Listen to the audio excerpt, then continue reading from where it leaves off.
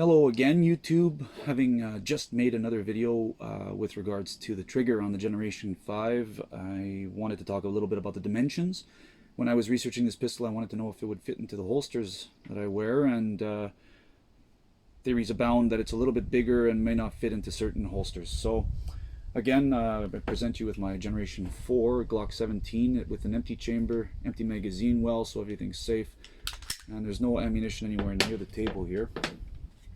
Generation 5, empty magazine well, empty chamber, empty magazine well, no ammunition anywhere near the table. Okay, so measuring the frame width just ahead of the trigger guard gives us on the Generation 4 1.15 inches. That's the width of the frame. Just ahead of the trigger guard on the Generation 5, 1.162. So yeah, I'm seeing it as being a little bit wider. And let's talk about the height of the frame and the slide. So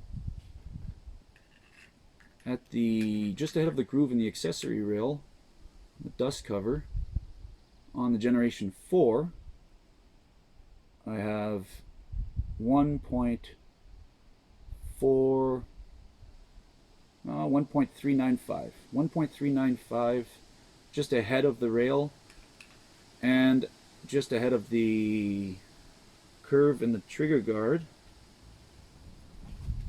So at the back of the dust cover, I have 1.435 on the Generation 5, just ahead of that dust cover of the groove of the accessory rail. It's 1.425, so a little bigger there, 1.425, and then just ahead of the curve at the end of the trigger guard, so at the back of the dust cover, a whopping 1.47, so quite a bit bigger there. So what does this mean for us? Well, it still fits into a holster. I've tried it in a couple of holsters. Here's a Bladetech Serpa level 3 holster.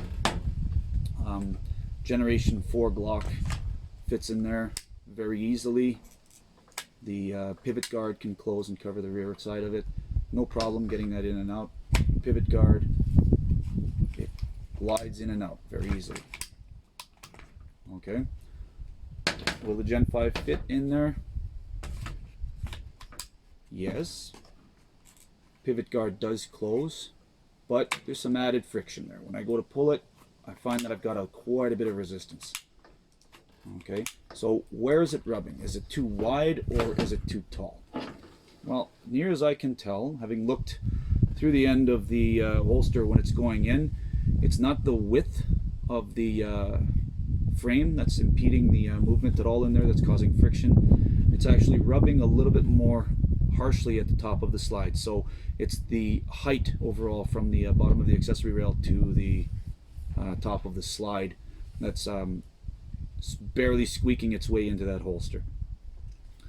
So does it fit? Yes. Is it great? No, because you can't probably, it's going to give you a little bit of a resistance on trying to draw, especially in a hurry.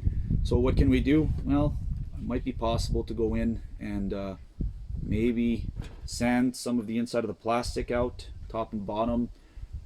Might make a bit of a difference. We've got to make up for that height difference in the accessory rail until the holster manufacturers